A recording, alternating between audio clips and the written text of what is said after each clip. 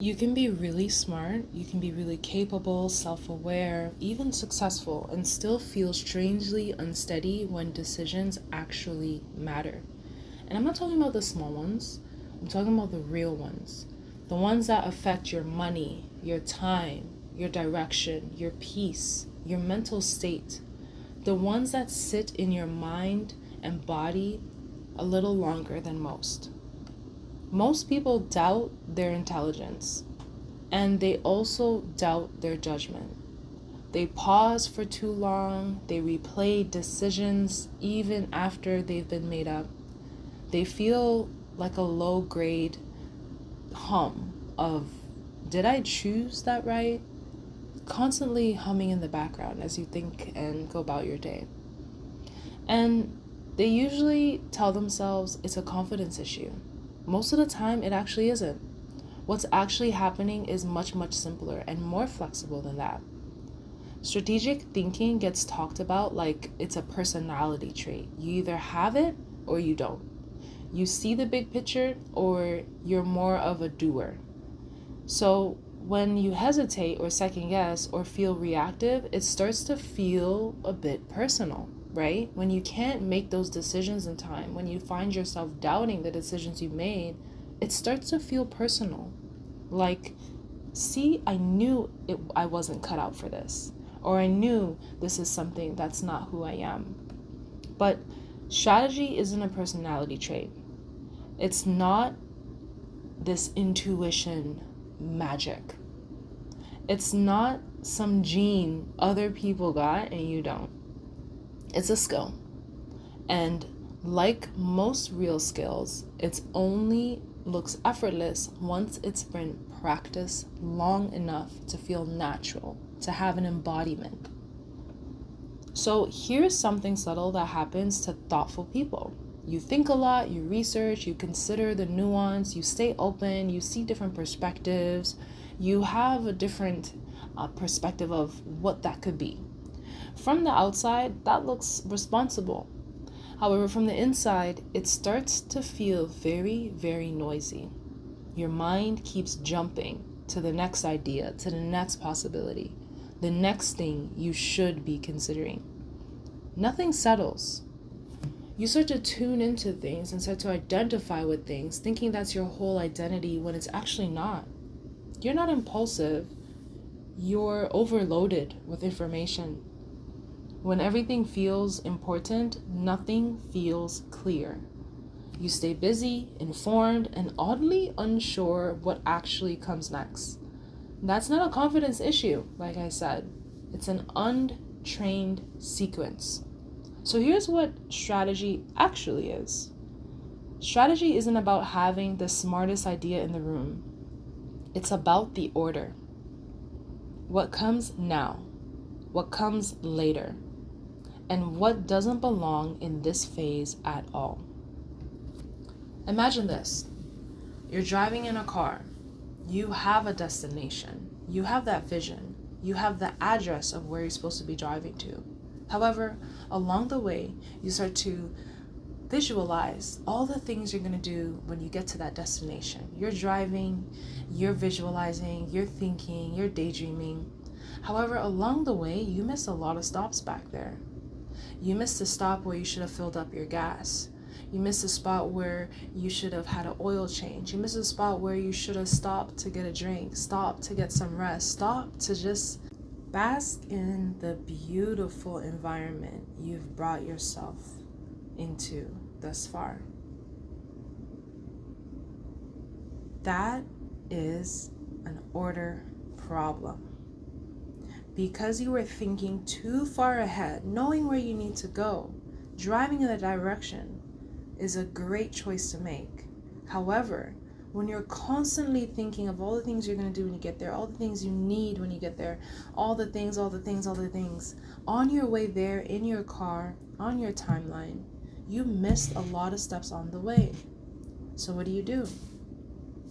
You either wait for someone to save you, or you're going to have to walk all the way back to get into help, to get into receiving help, or to simply just get back into the phase that you should have been in, right?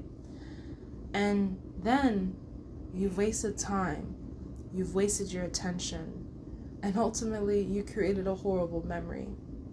And not to say that it's a horrible memory, because we all have some things that we need to learn in our life again and again for us to embody it. So next time you get back in that car, you know not to only think about the future, but also think about the different stops and phases along the way. But this is the tricky part. When do you know when to make these stops? What comes now? What comes later? When that destiny, that address that you're driving towards, you've never been? What doesn't belong in the phase at all? Strategic thinking is the ability to hold complexity without forcing it into action immediately. It sounds like this. This matters, just not today. This question is real, but it's just not ripe for now. This decision needs a bit more space. You see, that's not avoidance. That's actually precision. Timelines shrink. Stakes inflate. Everything suddenly feels like it needs to be solved now. You might look decisive, you might even feel productive, but what's happening is compression. Too much complexity shoved into urgency.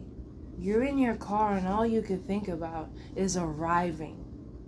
That's why so many confident decisions need to be revisited later. Not because you failed, but because there wasn't enough room to see that clearly.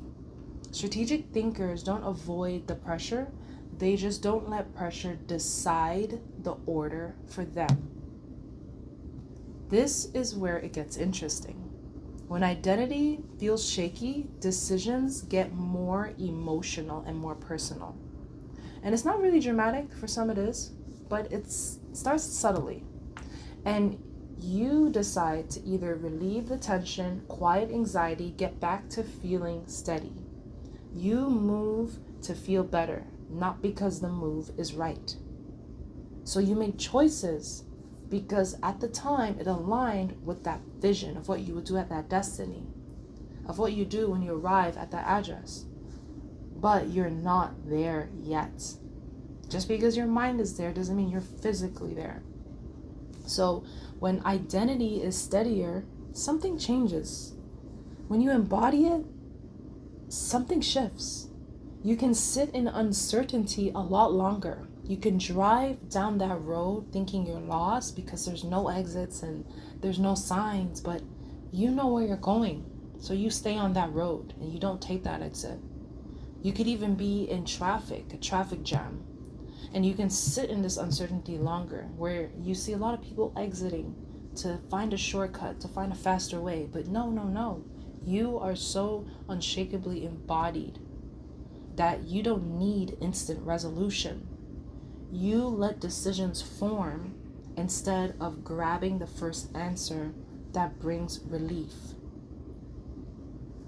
This is what capacity is all about. Training strategic thinking doesn't mean learning more frameworks. It's practicing a few mental habits over and over until they stick. First, separating relevance from interest. You see, not everything that's interesting belongs in your decision space. You start asking things like, is this actually relevant right now? Or is it just loud? Second, thinking in phases. Some questions belong to future you. Write it down, keep them there. Pulling them into today just creates pressure that doesn't need to exist yet.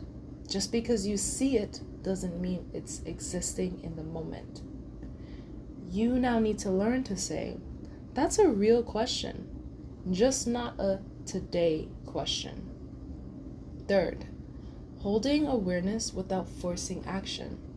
You let decisions sit long enough to show their shape.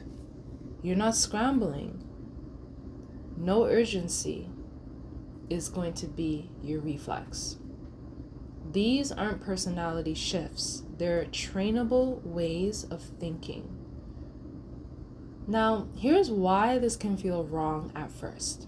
If you're used to moving quickly, this pause can feel uncomfortable, like you're stalling, like you're falling behind, like you're missing your moment. But what's actually happening is recalibration. You're uncoupling speed from value. You're letting clarity arrive instead of demanding it. Let's stop for a second. Let's join the refining table. There's probably something you've been trying to figure out, something you keep telling yourself you should have clarity by now. Take a breath. Feel your feet where they're planted. Think about the decision that's been living in your head lately, the one that keeps coming back when things get quiet. Wherever you are right now, notice your body, how it feels to be sitting here listening.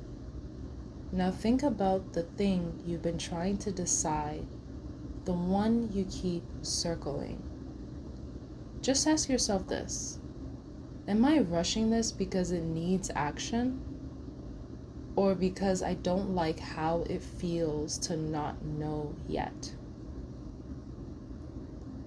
Am I trying to move because it's time, or because I'm uncomfortable with waiting? Am I actually missing clarity, or am I just trying to force an order that isn't ready to be formed yet? You don't need to do anything with the answer. Don't fix it.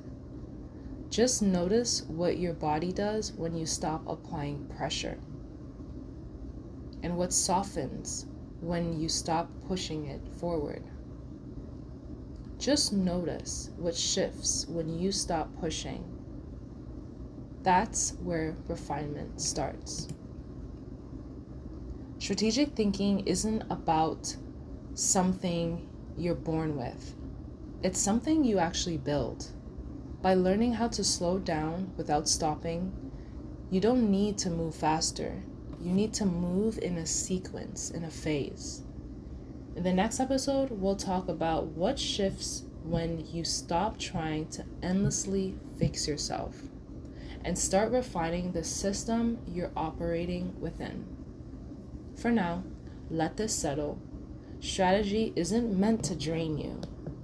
When it's trained, it becomes something you can actually lean on, embody, become, and make this journey so much more easier.